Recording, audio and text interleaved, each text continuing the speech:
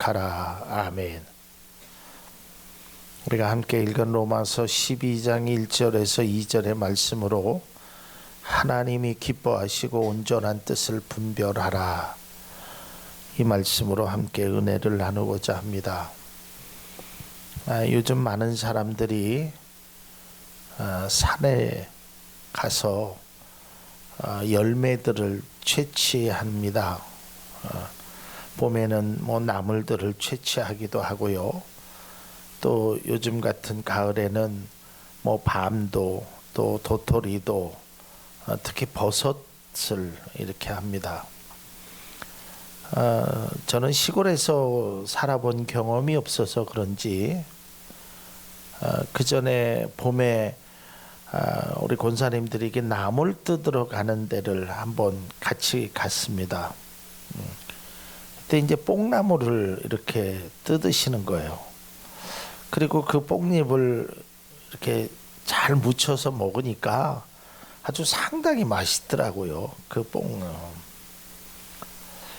근데 그 다음부터 제 눈에 착시 현상이 일어나는데 파란 것만 보면 다 뽕나무 같이 보였어요. 저는.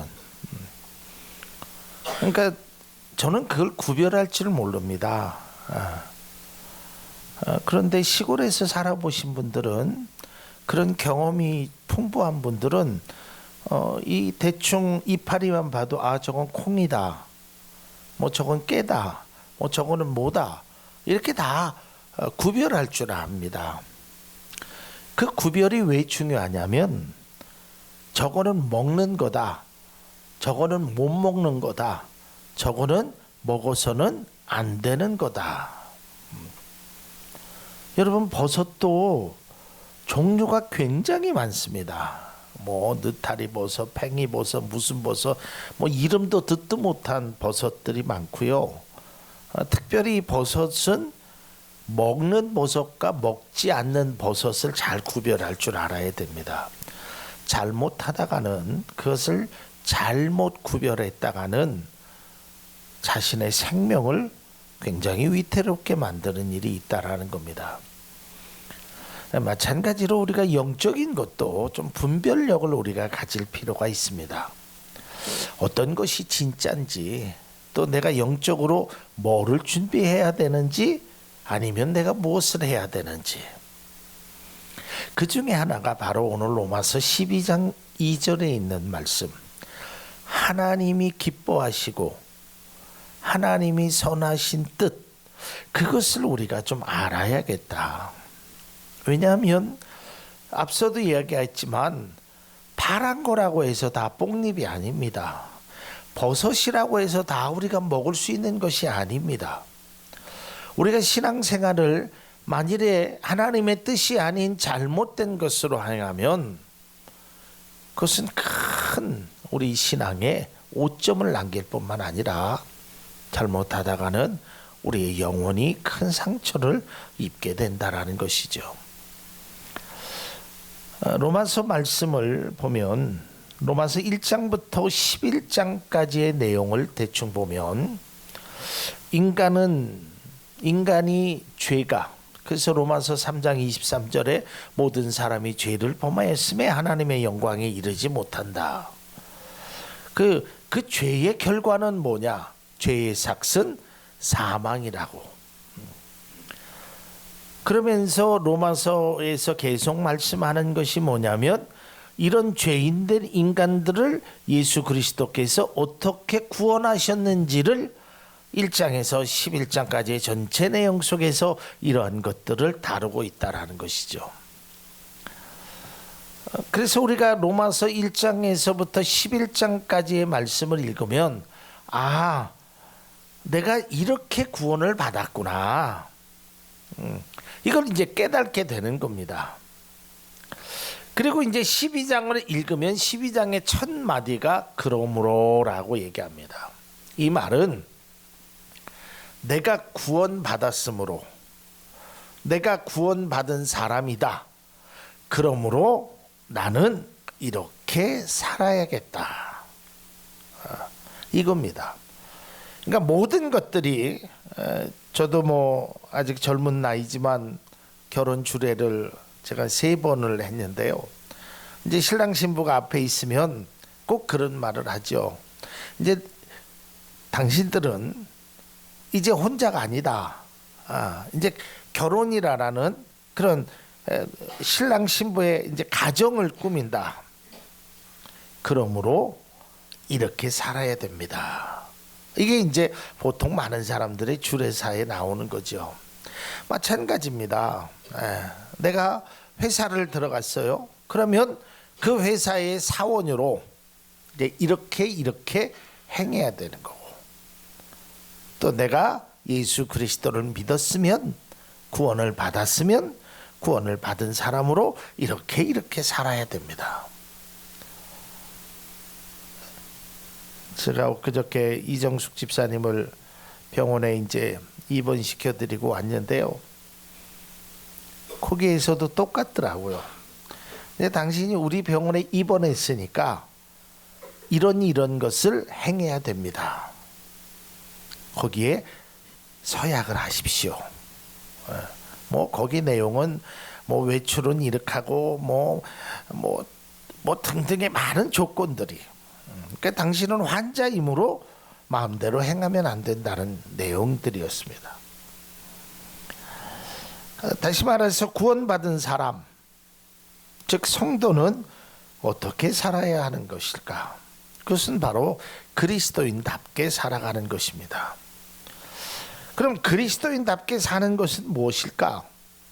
그것은 바로 하나님의 영광을 위해서 살아가는 것이라는 거예요. 고린도전서 10장 31절에 보면 사도 바울은 이렇게 말합니다. 그러므로 여러분은 먹든지 마시든지 무슨 일을 하든지 모든 것을 하나님의 영광을 위하여 하십시오. 또 고린도전서 6장 20절에 보면 값으로 산 것이 되었으니 그런즉 너의 몸으로 하나님께 영광을 돌리라 라고 말하고 있습니다. 이것이 창조의 섭리입니다. 하나님께서 세상을 창조하시고 또 사람을 창조하시면서 사람을 통하여 원하시는 것이 있는데, 그것이 바로 그분이 영광이 드러나게 하는 거예요. 영화롭게 하는 겁니다. 여기서 우리가 한 가지 이 본문의 내용하고는 조금 다른 거지만 이 하나님의 영광이라는 것을 우리가 조금 오해하는 부분이 있습니다. 그게 뭐냐면 하나님은 하나님 자체가 영광입니다. 우리가 이걸 알아야 돼요. 내가 뭘 해가지고 하나님 앞에 영광을 드리는 게 아니에요. 우리가 가끔 무슨 상을 받으면 그런 이야기를 하죠. 내가 이 영광을 우리 부모님께 돌립니다. 그거는 가능한 이야기예요. 왜냐하면 우리 부모님이 영광은 아니에요. 그러니까 내가 받은 이 상을 부모님 앞에 드리겠다라는 거예요. 부모님께 이 영광을 드리겠다는 거예요. 근데 우리는 그 이야기를 하나님께 영광을 돌린다라고 이야기하는데, 그 표현보다는 하나님을 영화롭게 하든 아니면 하나님의 영광을 드러내게 하는 거예요. 이미 하나님은 영광 그 자체예요. 내가 거기에다 뭘 씌워서 하나님의 영광이 나타나는 것이 아니라 하나님은 이미 영광이든. 우리는 그래서 그 영광을 드러내는, 그 하나님의 영광을 영화롭게 하는 일을 우리가 행해야 한다라는 것입니다. 그러기 위해서는 하나님의 뜻이 무엇인지를 알아야 하는 겁니다. 사도 바울은 오늘 로마에 있는 교인들에게 이것을 강조하고 있습니다. 만일 하나님이 기뻐하시고 온전한 뜻이 무엇인지 분별하지 못하면 자칫 하나님의 영광을 위하여 한 일이 하나님의 영광을 가리는 결과를 초래할 수 있다라는 거죠. 그러니까 하나님의 뜻, 하나님이 나에게 원하시는 것, 하나님이 우리 교회에 원하시는 것, 하나님이 우리 가정에 원하시는 것, 이것을 제대로 분별하지 못하면, 그 뜻을 깨닫지 못하면 우리가 하나님의 영광을 드러내기는커녕 오히려 하나님의 영광에 먹칠을 하는 일을 행할 수 있다라는 것입니다. 그러니까 그것을 우리가 드러낼 줄 알아야 돼요. 그러니까 그거를 모르면서 이런 겁니다. 이런 예가 좀 쉽게 우리에게 받아들이네요. 제가 처음에 핸드폰을, 스마트폰이라는 것을 했을 때 이게 익숙하지 않잖아요. 쓰는 방법이. 그 뭐 하다 보니까 뭐 전화가 막 엉뚱한 데 걸리기도 하고요. 스마트폰이 처음에 나올 때 주머니 속에 있다가 잘못하면 막 나도 모르게 엉뚱한 사람한테 전화가 갔는데 나는 전화 갔는지도 모르고, 그러고 내가 뭘 하려고 그러는데 이게 잘 안 돼요. 그러다 보면 때로는 짜증도 나죠. 이거 비싸게 돈 주고 샀는데, 그래서 때로는 막 팽개치기도 하고, 이놈의 스마트폰 필요 없어. 근데 나중에 제가 그 AS 센터를 가서 물어보니까 스마트폰에 문제가 있는 것이 아니라 내가 스마트폰을 사용할 줄 모르는 나에게 문제가 있었다는 거예요. 그러니까 우리가 하나님의 뜻을, 하나님의 계획을, 하나님의 기뻐하시는 그 일을 우리가 알지 못하면 오히려 하나님 앞에 짜증을 내거나 때로는 하나님을 원망하는 일들이 많이 있게 된다라는 것이죠. 그래서 오늘 저는 우리가 하나님의 기뻐하시고 온전한 뜻을 알기 위해서 우리가 해야 될 일을, 그래서 오늘 사도 바울은 로마서 12장 1절에서 2절, 1절에 있는 말씀 그리고 2절의 상반절에 있는 말씀을 통하여 너희들이 이렇게 함으로 하나님이 기뻐하시고 온전한 뜻, 그것을 분별하도록 하라라고 말하고 있습니다. 그 첫 번째는 사도 바울은 이렇게 말합니다. 하나님께서 기뻐하시는 예배를 드려야 한다라는 겁니다. 로마서 12장 1절에 보면 형제 자매 여러분, 그러므로 나는 하나님의 자비하심을 힘입어 여러분에게 권합니다. 여러분의 몸을 하나님께서 기뻐하실 거룩한 산 제물로 드리십시오. 이것이 여러분이 드릴 합당한 예배입니다. 여러분, 구약의 율법에 보면 5가지의 제사가 나옵니다. 그 중에 번제라는 제사가 있는데 그것이 바로 제물을 바칠 때 그 제물이 불태워 버리는 겁니다. 오늘 이거를 드리라는 겁니다. 우리의 몸을. 이것은 나를 드리라는 거예요.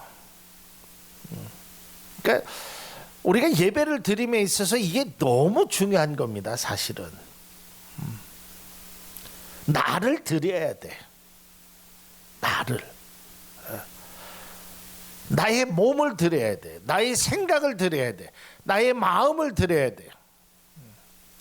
그저 육신적으로 예배당에 와 있는 것이 아니라 그저 주일날 11시가 됐으니까 예배당에 와 있는 그것이 아니라 정말 내 몸을 드리는 그런 번제와 같은 제사를 드릴 수 있는 그런 예배를 드려야 한다라는 거예요. 저는 이것이 신앙생활에 있어서 매우 중요하다라고 생각이 되어집니다. 교회가 교회답고 성도가 성도다운 일에 많은 요소들이 필요하겠지만 저는 가장 핵심은 바로 하나님께 드리는 예배라는 것입니다. 하나님 앞에 예배를 통해서 하나님이 기뻐하신다는 거예요. 다시 말해서 하나님이 기뻐하시는 뜻은 너희들이 바른 예배를 드리라는 겁니다. 여러분, 우리가 예배를 드릴 때 이 2가지를 꼭 생각해야 됩니다. 그 첫 번째는 하나님을 기쁘시게 하는 예배를 드려야 하고, 둘째는 우리에게 마음의 기쁨과 평안을 얻는 것입니다. 이 순서가 매우 중요합니다. 여러분, 많은 사람들이 오늘날 저도 마찬가지로 예배를 드릴 때 항상 내 중심이었어요. 은혜 많이 받아야지, 복 많이 받아야지. 그러니까 예배를 통해서 나에게 얻어지는 기쁨, 나에게 얻어지는 평안, 나에게 얻어지는 위로, 이게 주였어요. 근데 성경 말씀은 그렇게 말하고 있질 않나요? 우리의 진정한 예배는 내가 먼저가 아니라 하나님이 먼저가 돼야 돼. 그러니까 하나님의 영광을 얼마나 드러낼 것인가, 내 예배를 통하여 하나님을 얼마나 영화롭게 하는데 내가 쓰임받을 것인가, 여기에 초점이 먼저 맞춰져야 된다는 거예요. 제가 금요일인가 수요일인가 그런 저의 경험을 이야기한 적이 있죠. 제가 어려서는요, 제가 저희 할아버지 앞에, 할아버지가 저보고 노래를 하라 그랬어요. 그 뭐 5살 6살 된 꼬마아이에게. 그 노래를 하면 할아버지가 아주 박수 치면서 좋아했어요. 근데 나는 생각이 달랐어요. 나는 할아버지의 기쁨과는 상관없이 용돈을 얼마나 줄 건가에 관심이 있었어요. 나는 뭐 음정 박자 뭐 이런 거 관계 없었어요. 할아버지가 웃던 울던 나는 그것도 관심이 없었어요. 오직 관심은 용돈 50원을 줄 건가, 오늘은 100원을 줄 건가. 근데 나이가 들어서 제가 우리 장인어른 회갑잔치에 저 혼자 마이크를 2시간 동안 잡고 내가 노래를 불렀어요. 저는 그때 노래를 부른 이유는 나에게 용돈을 주기 위해, 뭐 사위로서 잘 보이, 이게 아니라 우리 아버님이 기뻐하시니까. 거기 주변에 있는 사람들이 우리 아버님을 통해서 저 사위 참 좋다, 그걸 통해서 우리 아버님이 흐뭇하게, 거기에 초점이 있다라는 거죠. 우리의 예배도 마찬가지예요. 내가 이 예배를 드리면 일주일간 평안하게 해주실 거고, 하나님이 나에게 복을 주실 거고, 뭐 이런 것에 관해서만 우리가 관심을 갖는, 그는 우리가 드릴 영적 예배가 아니란 말이에요. 여기서 몸이란 단순히 육체를 의미하는 것이 아닙니다. 이 땅의 삶, 나 자신을 말하는 것입니다.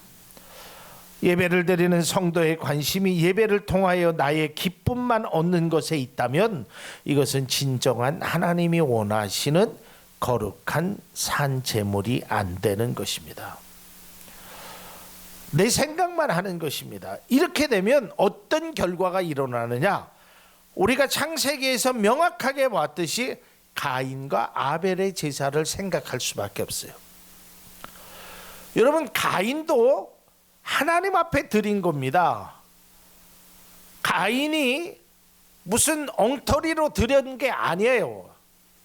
가인도 자기의 그 곡식을 하나님 앞에 드렸던 것이에요.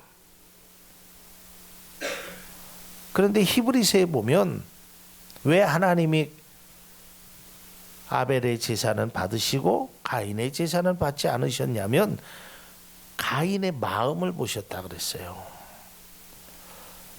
우리의 예배도 마찬가지예요. 여러분, 여러분을 드릴 수 있는 예배, 우리의 몸을 드릴 수 있는 예배를 주님이 기뻐하신다는 것을 우리가 알아야 하는 것입니다.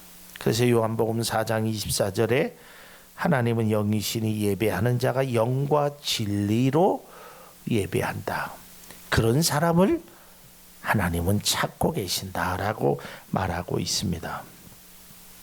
그래서 다시 한번 강조하는데, 예배가요, 내가 중심이 되면 안 돼요. 그건 후순위로 밀려야 돼. 그러니까 우리가 교회를 가면서 뭐 어떤 사람은 오늘 목사님이 어떤 말씀을 하실까, 내가 그 말씀을 통해서 어떤 위로를 받을까, 뭐 성가대는 어떤 찬양을 통해서 뭐를 할까, 내가 주일학교 봉사를 하면서 뭐를 할까. 하나님은 생각하지 않는단 말이에요. 내 모습을 통해서, 내 찬양을 통해서 하나님을 얼마나 기쁘시게 할까, 여기에 초점이 맞춰줘야 되는 거예요. 우리의 예배가 하나님을 기쁘시게 하는 그것이 바로 하나님의 뜻이라는 것을 우리는 알아야 합니다. 신앙의 출발은 하나님의 영광을 나타나는 일이 우선이 되어야 합니다. 또한 예배의 중심은 하나님을 기쁘시게 하는 일에 우선이 되어야 한다는 거예요. 내가 예배를 드렸다, 11시부터 예배에 참석을 했고 예배를 드렸다, 여기에 방점이 찍히면 안 돼요. 내가 드리는 예배에 하나님이 얼마나 기뻐하셨을까. 두 번째로는 오늘 사도 바울은 이렇게 이야기를 합니다. 이 세대를 본받지 말아라. 여기서 이 세대를 본받지 말라라는 헬라어 원어의 뜻을 보니까 마귀가 주장하는 천박하고도 얼른 지나가는 이 세상의 유행을 따르지 말아라라는 것입니다. 지금 우리가 살아가는 세상을 보면 세상이 굉장히 빠르게 바뀌고 있습니다.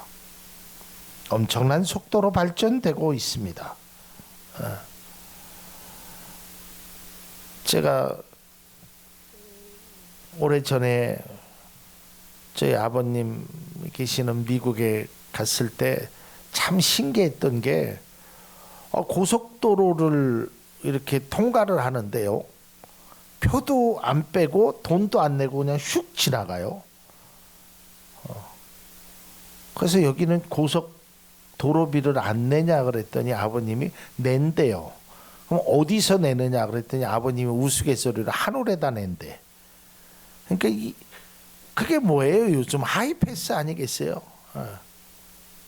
그때 너무 신기했는데 지금 우리나라도요, 고속도로에 하이패스로 다 지나가잖아요. 표를 뽑을 필요도 없고 계산을 할 필요도 없고 지나가면 지가 알아서 띵동띵동 하고, 이 정도로 굉장히 발전된 세상입니다. 여러분, 이 세상을 본받지 말라라는 뜻을 알아야 됩니다. 이것은 이 세상과 단절하라라는 뜻이 아닙니다. 우리가 세상의 법칙도 중요합니다. 그런 유행이나 발전에 발맞춰야 합니다. 우리가 필요하면 그런 것을 이용하면 할수록 더 편리해지고 더 좋은 겁니다. 그것을 하지 말라라는 것이 아닙니다. 여기서 진정으로 하라라는 것은 그런 것을 누리되 그런 것을 따라가지 말라라는 거예요. 누구를 버리고요? 주님을 버리고 세상을 따라가지 말라라는 거예요. 그러니까 내가 중심이 되어 있어야 된다는 거예요. 내가 변화를 선도하면서 변화에 나아가야 되지만 그 변화에 휩쓸려 가면 안 된다는 거예요. 저는 그런 걸 한 번도 안 해봤지만 그 윈드 서핑인가 그 파도 타기 하는 사람들이 있죠. 그 사람들은 파도가 세면 셀수록 많으면 많을수록 더 좋대요. 거기를 마음껏 누리잖아요. 그 사람이 파도와 함께 휩쓸려 가면 죽음을 맞이하는 거잖아요. 우리가 이 세상 속에서도 하나님이 주시는 자유를 마음껏 누려야 합니다. 여러분, 우리가 이 세대를 본받지 말라고 하니까 어디 저 수도원이나 산속에서 세상과 단절하고 살아가라라는, TV도 보지 않고 세상에 있는 모든 것들을 다 끊어버리고, 그런 뜻이 아니란 말이에요. 세상을 따라가는 자가 되어서는 안 돼요. 전에도 말씀드렸지만, 여러분, 물질이 많으면 많을수록 우리에게 편리함을 줍니다. 그러니까 물질을 쓸 수 있으면, 벌 수 있으면, 누릴 수 있으면 여러분 누리십시오. 그러나 그 물질이 여러분의 목줄을 쥐고 있는, 다시 말해서 우리가 물질에 끌려가는 사람이 되는 것은 바람직하지 않다라는 거예요. 이것이 바로 세대를 본받지 말라라는 뜻입니다. 예수님께서 제자들을 향하여, 때로는 사람들을 향하여, 때로는 영생을 얻기를 원하는 사람들에게 이렇게 말씀하셨습니다. 마가복음 8장 34절입니다.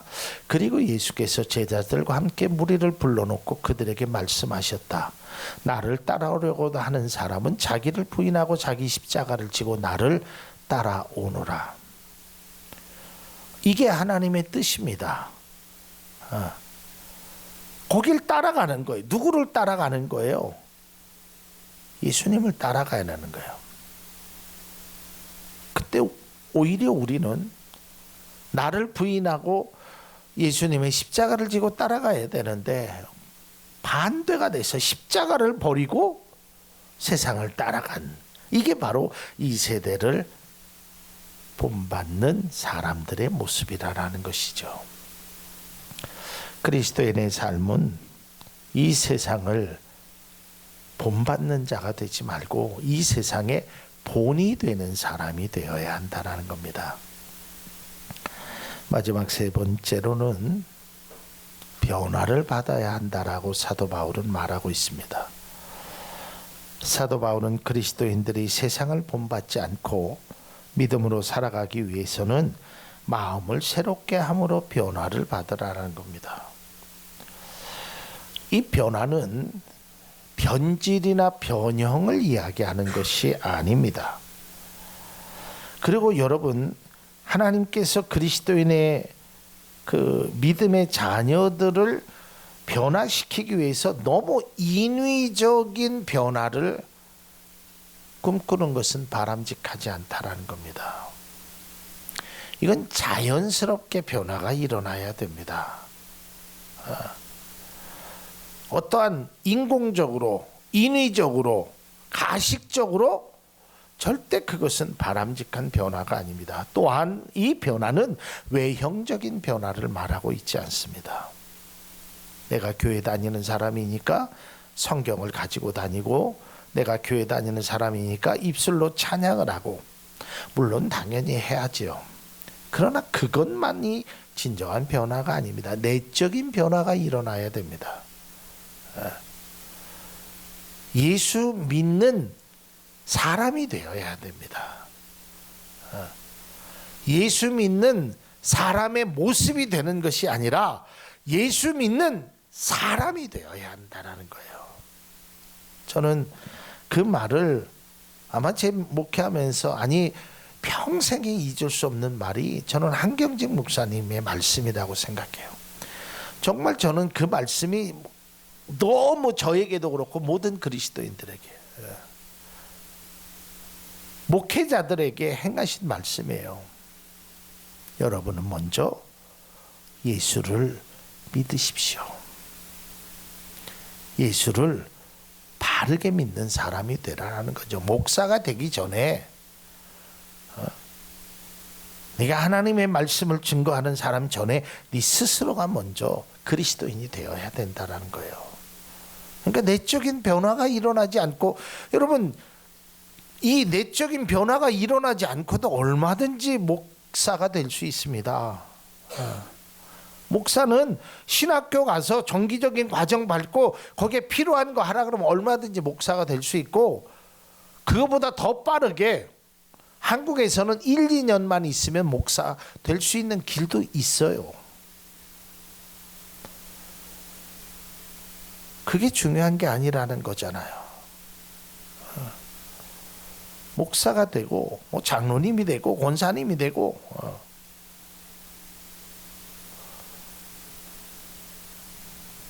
제가 우스갯소리로 가끔 얘기하는데 여러분 장로님 되기보다 목사님 되기가 훨씬 빠르고 훨씬 쉽습니다. 장로님 되려 그러면 교회에서 뭐 애쓰고 힘쓰고 뭐 절차도 많이 있어요. 이제 집사에서 뭐 안수 집사 됐다가 뭐 이거 목사는 평신도가 목사 되는데 빠르면 2년이면 될 수 있는 방법도 있어요. 그런 것이 신앙의 본질이 아니라는, 그 사람이 목사가 됐던 장로님이 됐던 권사님이 됐던 누가 됐든지 간에 진정한 마음의 변화가 일어나지 않으면 그것은 하나님의 기뻐하신 뜻을 이룰 수 없다라는 것이죠. 그저 외형적인 모습은 그럴듯할 수 있지만 내면의 모습이 그렇지 않으면 그것은 하나님의 기뻐하신 뜻을 알 수 없다라는 겁니다. 변화는요, 스스로 감동이 되어져야 내적인 변화가 일어나야 되는 겁니다. 그저 외형적인 모습의 그런 변화가 아니라 내적인 그런 감흥, 그 변화가 진정한 변화라는 것이었어요. 여러분, 외형적인 변화는 그 별거 아닙니다. 제가 교회 전도사 생활을 하다가 신학교 3학년 때, 지금도 기억이 아주 생소합니다. 신학교 3학년 때 제가 처음 양복을, 그때 제가 그 개척교회 파송 선교단으로 나가기 위해서 양복을 처음 입었어요. 신학교 3학년 때. 그리고 제가 섬기는 교회를 갔더니 뭐 교회 집사님들이고 난리가 났어요. 와, 전사님이 양복 입었다고. 그때뿐이었어요. 그 다음 주 가니까 별로 감흥도 없고요, 아무런 변화도 없어요. 여러분, 겉모습의 변화는 유행인 것입니다. 아무것도 아니에요. 우리가 가끔 안수 집사님이 찬양하는 그 찬양 속에 가서 있잖아요. 꽃은 시들고 세상은 다 변해도 여호와의 말씀은 영원해. 여러분, 내적인 변화가 일어나지 않으면 겉의 변화 가지고 절대로 하나님의 기뻐하신 뜻을 이루어 나갈 수 없다라는 겁니다. 겉모습의 변화가 아니라 안에서부터의 진정한 변화가 일어나야 한다라는 것입니다. 이러한 변화를 이루기 위해서 우리는 영적인 예배도 드려야 되고 또 하나님과의 은밀한 그러한 긴밀성, 친밀감을 우리가 유지해야 된다라는 것입니다. 그리고 그 하나님의 뜻을 우리가 잘 분별하기 위하여 늘 주님과 동행하는 그런 삶의 모습이 우리에게 필요하다라는 것입니다. 나의 잘못된 생각, 또 주님이 그 뜻을 분별함 없이 신앙생활을 하는 것은 오히려 그것이 나에게 큰 치명적인 상처가 될 수 있다라는 것입니다. 말씀을 맺고자 합니다. 이제 우리의 신앙이 하나님이 기뻐하시고 온전한 뜻이 무엇인지 분별하여 주님이 영화롭게 하는데, 주님을 영화롭고 주님의 영광을 드러내는데 쓰임받는 그리스도인이 되어야 합니다. 그러기 위해서는 우리가 하나님이 기뻐하시는 예배도 드려야 되고 세상을 따라가는 것이 아니라 하나님의 뜻을 쫓아가며 변화된 그리스도인의 삶으로 살아가야 한다라는 것입니다. 여러분, 우리가 병원에 가면 약이라는 것을 처방하죠.